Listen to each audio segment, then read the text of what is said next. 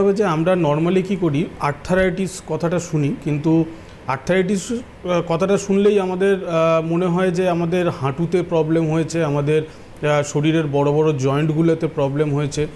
কিন্তু এই আর্থারাইটিসটা অনেক ধরনের আছে, সেই জিনিসটাকে জানতে হবে। কারণ অস্টিও আর্থারাইটিস একটা ডিফারেন্ট জিনিস, আর রিউমাটয়েড আর্থারাইটিস একটা ডিফারেন্ট জিনিস। অস্টিও আর্থারাইটিসে হয় আমাদের হাড়ের ক্ষয় এবং সেখান থেকে আস্তে আস্তে আমাদের হাঁটাচলা বন্ধ হয়। কিন্তু রিউমাটয়েড আর্থারাইটিস হচ্ছে একটা মারাত্মক রোগ। কারণ এই রিউমাটয়েড আর্থারাইটিসে কি হয় যে আমাদের ইমিউনিটি সিস্টেমটাকে একদম ড্যামেজ করে দেয়। এইটার সূত্রপাত হয় কি করে, যে যখন আমাদের ইমিউনিটি পাওয়ারটা শরীরের মধ্যে কম হয়, তখন আমাদের কি হয়, বাইরে থেকে অনেক কিছু ভাইরাস বলুন কিংবা অনেক কিছু আছে ভাইরাস যেগুলো আমাদের শরীরের মধ্যে এফেক্ট করে। তার মধ্যে যখনই আমাদের এই রিউমাটয়েড আর্থারাইটিসটা হয়, তখন দেখা যায় যে আমাদের হাড়ের গ্যাপের মধ্যে বা তার একটা লেয়ারিংয়েতে সাইনোভিয়ান বলে একটা লেয়ার থাকে, সেই লেয়ারটাতে কি হয় আমাদের ফুলে যায়। এবং যখনই এটা ইনফ্লামেশন হয়, তখন আস্তে আস্তে আমাদের জয়েন্টগুলো ম্যাক্সিমাম ক্ষেত্রে দেখা গেছে যে এই রিউমাটয়েড আর্থারাইটিসের ছোট ছোট জয়েন্ট, আমাদের আঙুলের জয়েন্ট, আমাদের পায়ের জয়েন্ট, ছোট ছোট জয়েন্টগুলোতে সেখানেতে একটা ইনফ্লামেশন দেখা যায়, ফোলা লাল একটা ভাব থাকে এবং তার সাথে সাথে দেখা যায় যে ফুলে যাচ্ছে জায়গাটা। এবং ব্যথা যেরকম স্টার্টিং হয় অল্প থেকে, তখন কিন্তু আস্তে আস্তে আস্তে সেই জিনিসটা বাড়তে থাকে।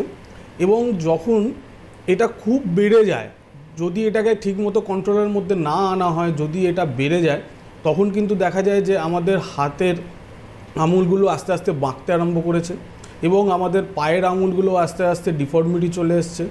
তখন কি হয়, আমরা হাতে করে কোনো রকম কাজই করতে পারি না, বা ঠিকঠাক মতো স্টেপ ফেলতে পারি না, হাঁটতে পারি না, এবং তার সাথে সাথে থাকে ব্যথা।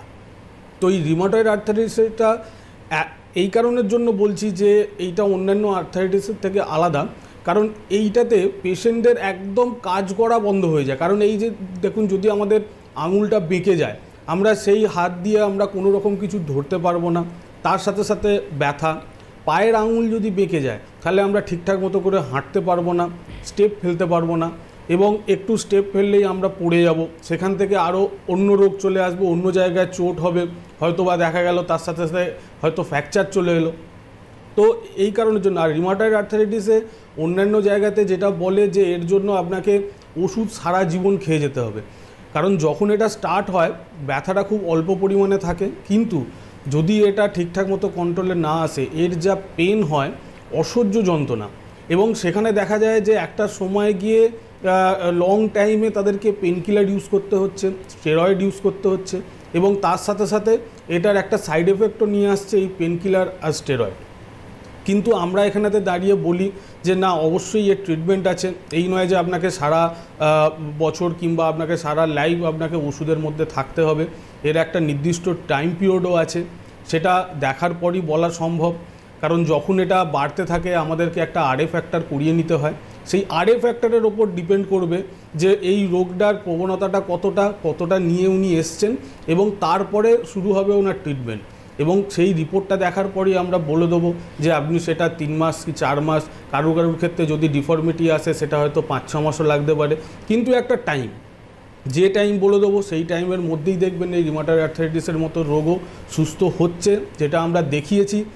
এবং রিপোর্টস তার প্রমাণ দেবে যে আরএ ফ্যাক্টর কত নিয়ে এসেছিলো, এবং যখন ট্রিটমেন্টটা শেষ হলো সেই আরএ ফ্যাক্টরটা কোন জায়গায় আছে এবং কন্ট্রোলের মধ্যে আছে কিনা।